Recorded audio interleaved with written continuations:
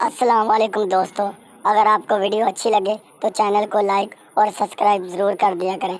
तो चलो करते हैं आज की स्टार्ट वीडियो। अक्लमंद औरत वो है जो अपने शोहर के खर्चे करवा करवा कर ऐसी हालत कर दे कि वो कभी किसी दूसरी औरत को लाने का सोचे भी ना। दामाद: ससुर जी, आपकी बेटी में दिमाग नाम की कोई चीज़ नहीं। ससुर: बेटा, तुमने हाथ मांगा था, दिमाग की तो कोई बात ही नहीं हुई थी। शोहर: ये आलू के पराठों में आलू तो नज़र ही नहीं आ रहे। बीवी: चुप करके खाओ, क्या कश्मीरी पुलाव में कश्मीर नज़र आता है? शोहर: एक राइटर ने लिखा कि शोहरों को भी बोलने का हक होना चाहिए। बीवी: देख लो, वो बेचारा भी लिख ही पाया, बोल नहीं सका।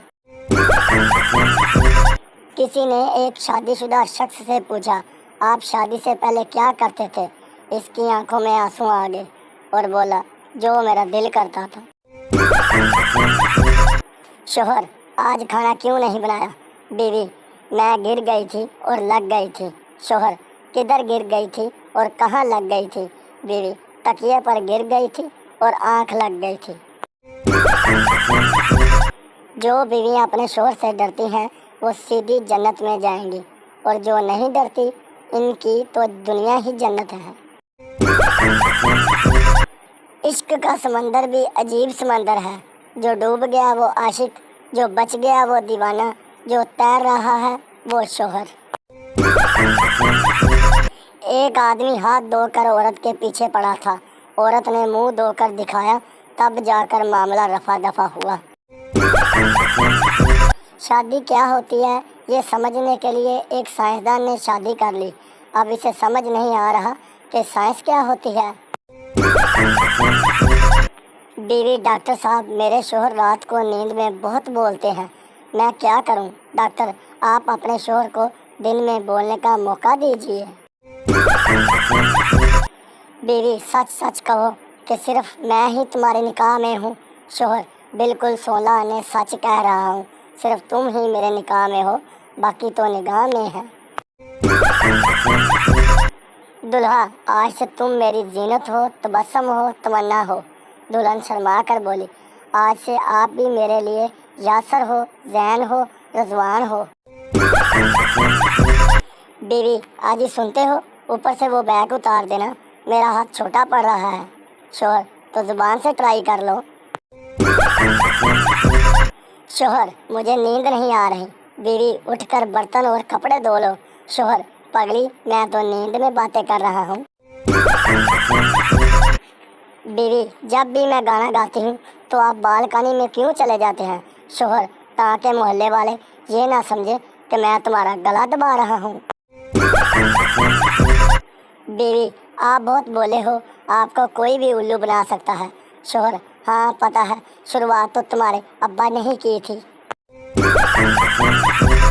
सरदार ने बीवी को फूल दिया। बीवी: मुझे कोई सोने की चीज़ देना। फिर क्या, सरदार ने नींद की गोली दे दी।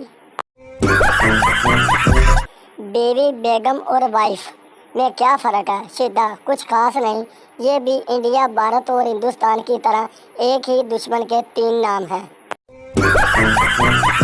बीवी: तुम मुझे कितना प्यार करते हो? शोहर: शाहजहां जितना।